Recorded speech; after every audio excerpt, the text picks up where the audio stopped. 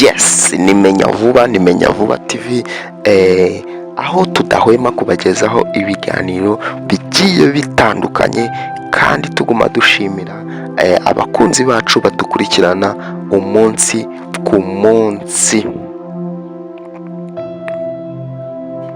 Uyu munsi rero tugiye kubagezaho ka gace kahariwe ubuzima, aho tubagezaho zimwe mu ndwara zigiye zitandukanye. Koko menya vuba izina ni ryo muntu ukwiriye kumenya ukamenya ibintu bigiye bitandukanye, indwara zimeze rwose ziyogoje abantu cyangwa se zikunze kwandurwa n'abantu. Hari igihe wasanga musaza wawe, inshuti yawe, abavandimwe, ugasanga hari umwe ugaragaje ibimenyetso, ariko kubera kutamenya, kubera nta bumenyi wamenye ku kintu, ugasanga ibintu birangiritse. Niyo mpamvu rero YouTube channel yacu Menya Vuba TV tubagezaho ibintu bigiye bitandukanye kugira ngo bibashe gufasha sosiyete nyarwanda, urubyiruko rwacu ndetse n'abaturage bose muri rusange b'igihugu. Kuri uyu munsi rero tugiye kubagezaho ibimenyetso 15 byagufasha kwirinda indwara ya diyabete, indwara rwose iyogoje abantu benshi ku isi kandi itwara umubare, ikunze kwica abantu benshi kuri iyi si yacu ya Nyagasani. Uyu munsi rero twafashe umwanya ngo tuganire ku ndwara ya diyabete mu buryo bwimbitse kugira ngo tubashe kuyirinda ku batarayirwara ndetse n'abayirwaye barusheho kugirwa inama zibafasha kubana nayo.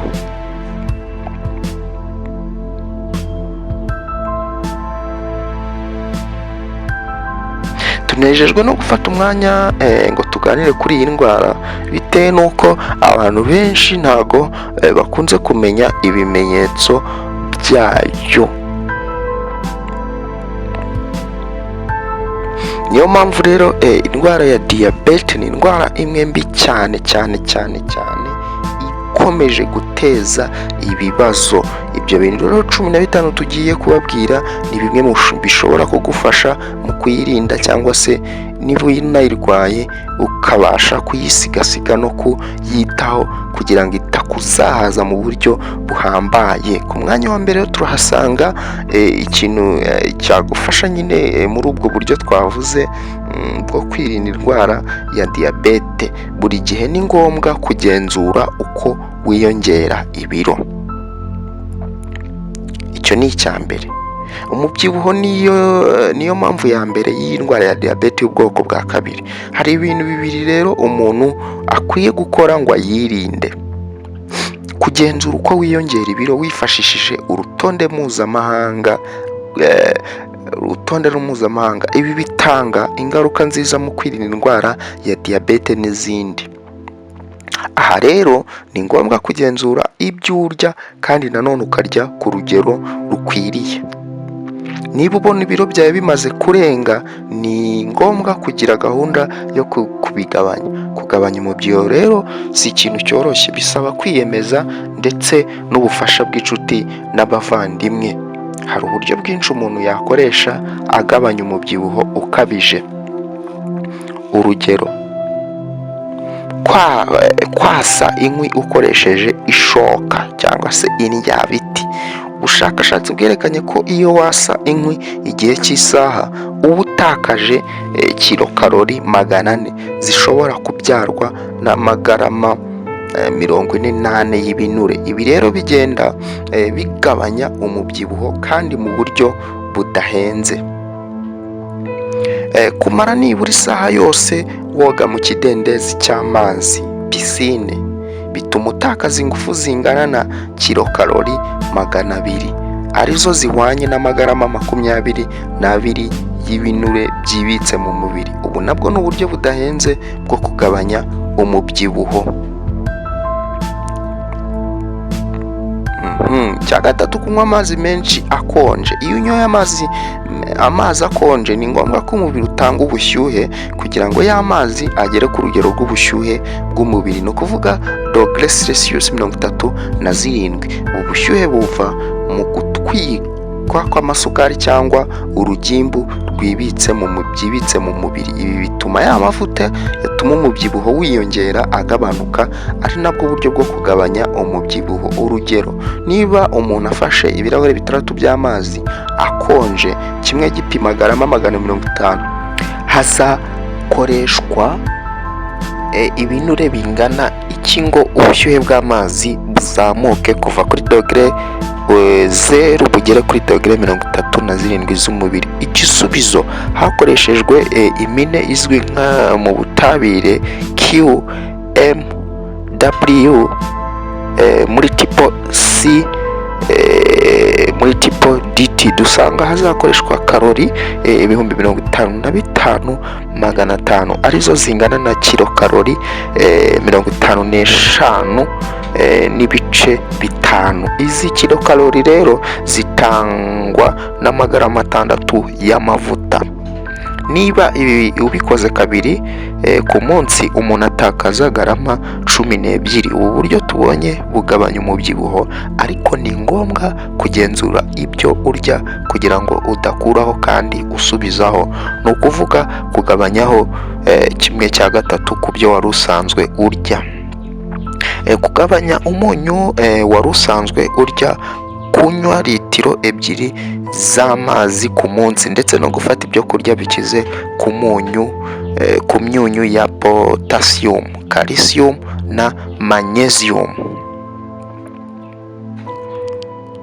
Icya kabiri, ni ngombwa kwitondera amavuta turya. Amavuta arakenewe mu mubiri, atanga ubushyuhe kandi afasha mu iyubakwa ry'umubiri ndetse n'itembera ry'intungamubiri zimwe na zimwe. Aboneka cyane mu biribwa biva ku bihingwa n'ibiva ku nyamaswa nk'inyama n'amata. Inama ni uko amavuta umuntu afata ku munsi atagombye kurenza 30% ya za kalori zikenewe n'umubiri ku munsi. Kugira ngo ugere kuri iyi ntego rero, ni ngombwa kugabanya amavuta ava ku nyamaswa n'ibiribwa bindi bikize ku mavuta, amafiriti, shokora, amandazi n'ibindi. Nanone kandi ni ngombwa kwimenyereza ibiryo bidatekeshejwe amavuta. Icya gatatu, gabanya urugero rw'isukari icishijwe mu ruganda ufata. Hari inkomoko nyinshi y'amasukari, ariko isukari icishijwe mu ruganda niyo ifata umwanya munini mu kongera indwara ya diyabete. Iyi sukari rero iboneka mu biribwa bimwe na bimwe n'ibinyobwa, imigati, amabombo, ibisuguti, fanta, imitobe, byeri n'ahandi, cyangwa abana bakayirya uko iri kurigata. Ibi rero byongera kwigaragaza kwa diyabete y'ubwoko bwa 2. Ikindi kandi ni uko isukari yongera urugero rw'amavuta mu mubiri, bigatera umubyibuho. Ni ngombwa rero gusimbuza iyi sukari ubuki, umutobe utongerewemo isukari, cyangwa ibisheke bidaciye mu ruganda. Icya kane, ihatire kurya ibisukura umubiri. Ibisukura umubiri bifasha umubiri mu buryo bunyuranye. Bikora nk'umweyo mu rwungano ngogozi, ku buryo byirukana imyanda yihisha mu mara, ikaba yatera kanseri y'urura runini. Bigabanya urugero rw'isukari yakagombye kugera mu maraso ivuye mu byo turiye. Ibi bikagabanya ibyago byo kurwara diyabete. Bigabanya urugero rw'amavuta yakagombye kugera mu maraso avuye mu byo turiye. Bituma umwanda mukuru usohoka neza, bigatuma twirinda indwara yitwa hemoroide. Soma hemoroide. Bigabanya umubyibuho kuko bigabanya urugero rw'ibyo turya bigera mu maraso. Ni ngombwa rero gukunda kurya imboga, imbuto ndetse n'ibinyampeke bidahinduye kugira ngo twunguke ibyiza by'ibi byo kurya. Ni ngombwa kutarenza garama 25 za fibre ku munsi. Icya gatanu, hagarika kunywa itabi. Guhagarika itabi bigabanya cyane kanseri n'indwara ya diyabete yo mu bwoko bwa 2.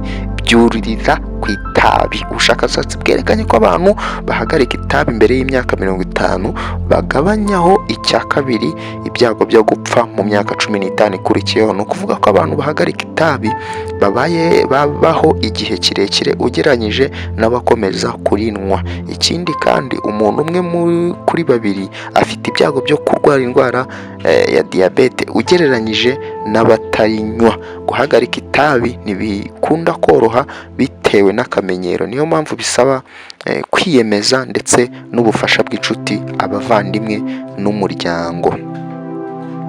Icya 6, iga guhangana n'ikibazo cyo kunaniza ubwonko, stress.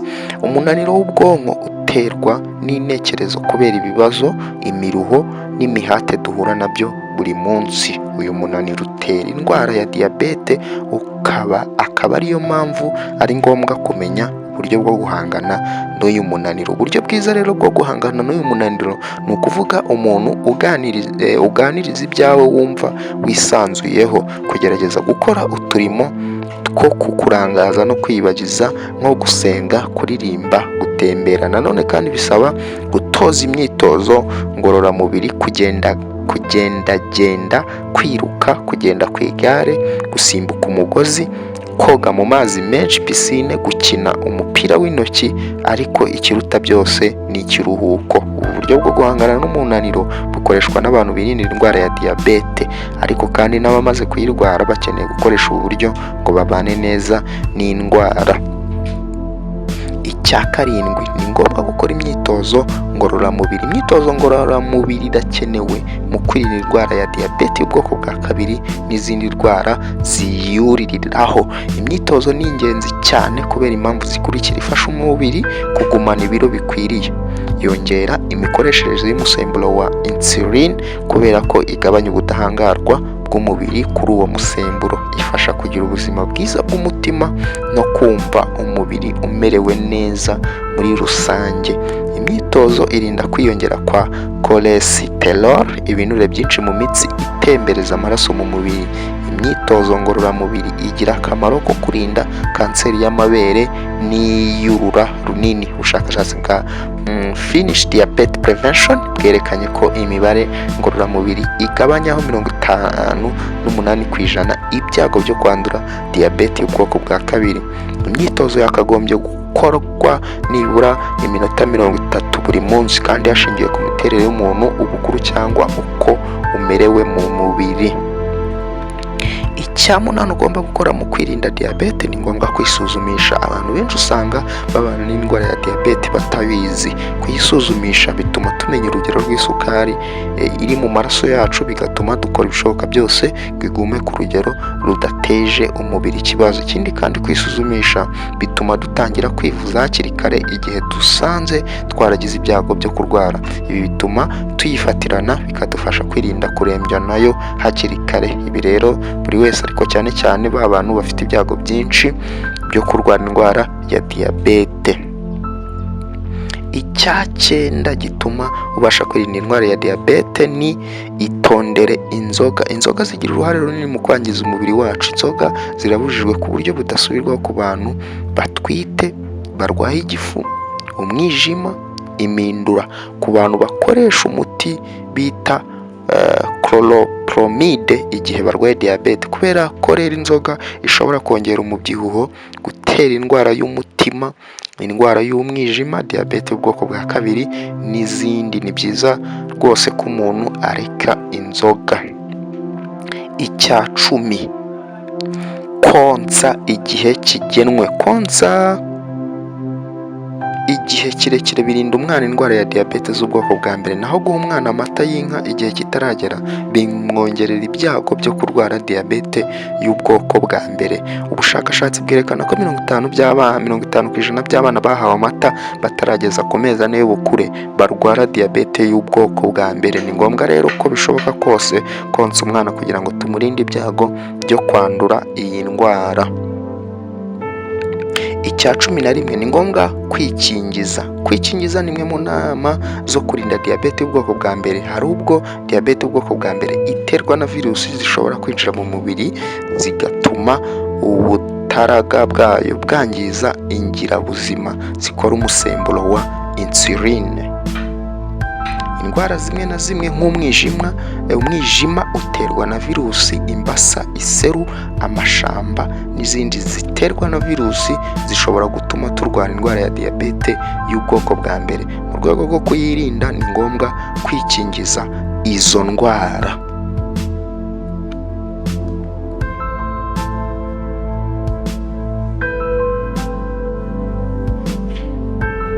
Icya 12 cyagufasha kwirinda indwara ya diyabete: irinda ikintu cyose cyangiza umwijima. Bizwi neza ko umwijima ariwo kigega cy'umubiri. Mu mwijima hatunganirizwa ibintu byose bizanwe n'amaraso bivuye mu mara. Ni ngombwa kudafata ibyo kurya bigora umwijima mu mirimo yayo, ibinyamavuta n'ibyubaka umubiri byinshi, kwirinda inzoga, kwirinda imiti imwe n'imwe, itabi ndetse n'ibyo bongera mu byo turya. Nitudakurikiza ayo mabwiriza, inshingano zimwe na zimwe z'umwijima zizatakara kubera kunanizwa. Muri izo nshingano twavuga nk'iyo kubika isukari. Niba iyi nshingano y'umwijima idakozwe nk'uko bikwiriye, indwara ya diyabete ihita yigaragaza. Icya 13 cyagufasha kwirinda indwara ya diyabete: kugira ubuzima bwiza bisaba guhitamo neza, kuko ingaruka zo guhitamo kwacu kubw'ubuzima ntizigera kuri twe ubwacu gusa, ahubwo zigera no ku bana bacu. Ibintu by'akoko bigira uruhare mu kwanduza indwara ya diyabete. Niba rero tubayeho ubuzima bwiza, bidufasha kwirinda indwara ya diyabete nanone, kandi tukaba tunayirinze abana bacu. Ariko nubwo twaba tudafite abana, tugomba kwiyitaho tukagira ubuzima bwiza, maze tukagira umusanzu dutanga mu kubaka isi yacu. Icya 14 kigufasha kwirinda indwara ya diyabete: menya ko byose ari uburozi. Ariko biterwa n'urugero ubifasheho. Twabonye ko bimwe mu byo kurya nubwo wabifata ku rugero rwo hasi bitera ibibazo bikomeye ku buzima, ariko mu mitekerereze y'umuhanga tubonye haruguru yerekana ko n'ibyo kurya byiza ufashe ku rugero rurenze bihinduka uburozi. Ushobora kubukoresha ibyo kurya byiza, nyamara kubera ko urya ibyo kurya byinshi ushobora kugira ibiro birenze, bigatera ingaruka ku buzima, harimo n'indwara ya diyabete. Kurya ibyo kurya byinshi nubwo byaba ari byiza, nabyo bishobora kwangiza ubuzima. Tugomba kumenya ko dukwiriye kurya amoko anyuranye y'ibyo kurya.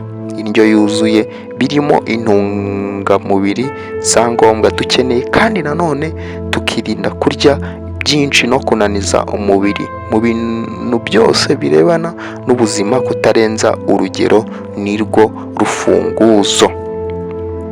Icya 15 ari nacyo cya nyuma kigufasha kwirinda indwara ya diyabete: ibyo kurya byawe bibe umuti wawe. Ibyo kurya byawe bibe umuti wawe, kandi umuti wawe ube ibyo kurya. Byavuzwe na Hippocrate. Uyu muhanga mu buvuzi ari nawe dukesha igitekerezo cy'ubuvuzi, yerekana ko ibyo kurya byacu bigomba kuba imiti yacu. Ibi rero bisaba guhitamo mu byo turya ibigira imibiri yacu akamaro, bikaturinda indwara cyangwa se bikaba byanazikiza. Ariko kuko abantu badahuje ubumenyi ku byerekeye imirire, ni ngombwa ko udasobanukiwe yumva ko afite ikibazo akegera uwamufasha muri urwo rwego. Birashoboka ko umuntu yica amategeko y'imirire abizi cyangwa atabizi, ariko ingaruka ziba zimwe. Niyo mpamvu rero tugomba kwita ku nshingano yacu yo gushaka amakuru ku buzima, maze ibyo kurya byacu bikaba umuti wacu. Ibyo bintu 15 nibyo byagufasha kwirinda indwara ya diyabete. Ngaho nguko rero Menya Vuba TV tugenda tubagezaho ibintu bigiye bitandukanye, aho tuzabagezaho n'izindi ndwara zigiye zitandukanye, bityo tukarushaho kuguma dusobanukirwa mu rwego rwo kurinda ubuzima bwacu. Twarabiyemeje, twarabihaye, kandi koko ntabwo tuzigera tubatenguha. Rero niba utarakora subscribe, kora subscribe, ukore no kunzogera iri ku ruhande kugira ngo utazajya ucikwa n'ibyiza byinshi tubagezaho bishobora gutuma wenda bigufasha mu buzima, cyangwa se no kumenya uburyo umubiri wawe uhagaze, bityo ibimenyetso cyangwa se bimwe mu ndwara zishobora kuba zaguteye, zateye umuvandimwe wawe, zateye inshuti yawe, ukaba wabasha kumukebura hakiri kare ukamubwira ati icyo kintu nagisomye kuri Menya Vuba TV YouTube channel. Rero tubagezaho byinshi bigiye bitandukana, ariko mu rwego rwo kuba reka tubonane ubutaha. Bye bye.